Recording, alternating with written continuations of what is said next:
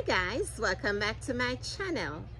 Thank you for joining, and if you're new to this channel, please subscribe and share.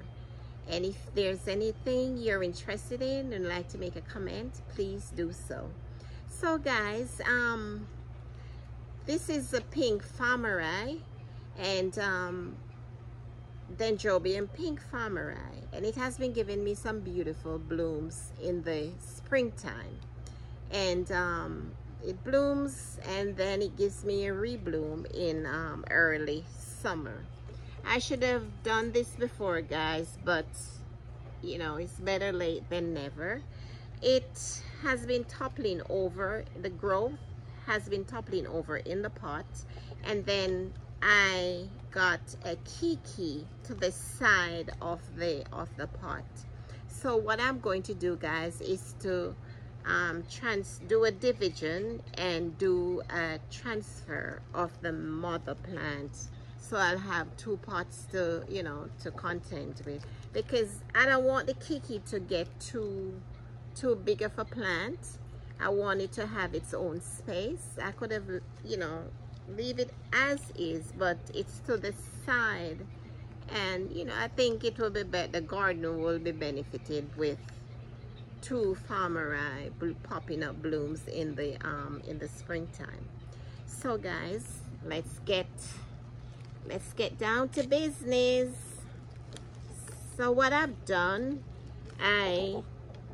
with my sanitized scissor, of course that's important whenever you're doing anything. My hands are clean, my utensils, they are sanitized. So what I'm going to do, what I've done before, as to save time, was to cut open the pot to make it easier to not to disturb the root of the plant. So let me take the wire off the basket here. Guys, it has been hot days, but we have to be thankful that almost every day we get a little shower, morning or afternoon. Nature decides which one when it's going to give it to us, and for which we're grateful, because the garden will appreciate a mixture of the sun and rain, instead of just having the brutal. Last summer we had just mostly the heat to contend with, and a lot of my plants got burnt. I lost a lot of cattleyas last year and the year before. So this year's a little better, where we're getting a mixture of rain and heat, and that's the summer I like since I started gardening. So here's a basket, how easy that was. So since I started gardening, they had some wires on some of the, okay, so I got this off. This is the basket, the wire for the basket. So I learned to appreciate a mixture of the rain with the heat since I started gardening, guys. You know, it helps the plants. So here it is. This is what it looks like. This is a mother plant toppling over to the side, and this is a keiki that I got. Keiki has gotten to a big size where she wants her own space. And of course, as you could see, you know, the media will do well with an upgrade as well. So let's get down to business, guys. It's in here. So I'm going to separate the keiki from the mother plant, and I'll try to disturb the root minimally. Try my best. And looking at this, it's an easy, it seems like it's an easy task. This is my other scissor, it's sanitized, that's important. I'm gonna cut into this space here.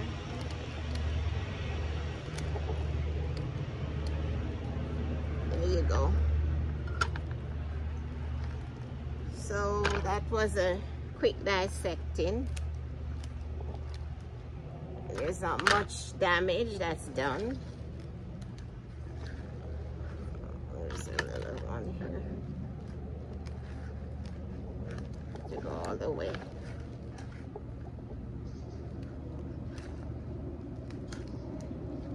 And it's best to do it this time, guys, in the summer after the blooming season. Get it prepared for the next blooming season. So I will nurture it, and of course I do my weekly fertilizing and my monthly fungicidal treatments. They're outside, so they're exposed to all kind of stuff. So here it is, guys. This is the mother plant, a pretty good size mother plant, and this is the keiki. And looking at this, guys, I could still have some division here, could have another division here. Let me see what I, oh, look at that, just with a snap of my hands. Look how big this division is. Look at that. I got another division out of the mother plant. Ooh. So I have 3 plants to contend with. So I'm going to do the mother plant first, guys. The mother plant I'll take care of first.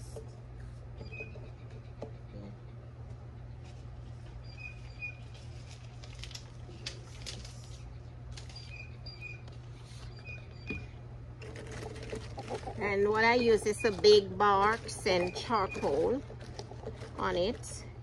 I noticed it came with, because I bought this from Smiley's, I noticed it came with a lot of sphagnum moss at the base. But this time around, I'm going to leave the root as is, and I'm going to leave the sphagnum moss that's in it. So I'll place it in here. Normally I put the wire on last, but I leave it as is. It's not difficult to put this in. So I place it in here. I base the bottom of the basket with some big charks. This is what my chark looks like. I get these in Home Depot, where the mulch is. It's not regular orchid barks. It's pine barks, and I use the big ones. They are economical. I just take them home. They look like this, the big barks. What I do is to wash them and put them in the sun to be dried before using them. So they are big. It's the size bag as the mulch, and they're like $4 plus for them in Home Depot. So you get more out of it than the small size of barks that they sell. Yeah, so you know, you're doing your orchids, but you have to be thinking economically when you're doing. Yeah.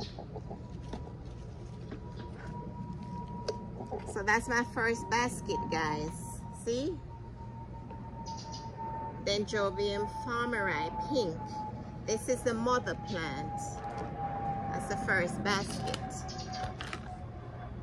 I'm gonna put the keiki in this basket here. And of course I have this pre-base with barks and big barks and charcoal, and a little sphagnum moss just to give them a little moisture. You know, for the get-go. It's summertime, so you want to give them a little moisture since I just repotting them.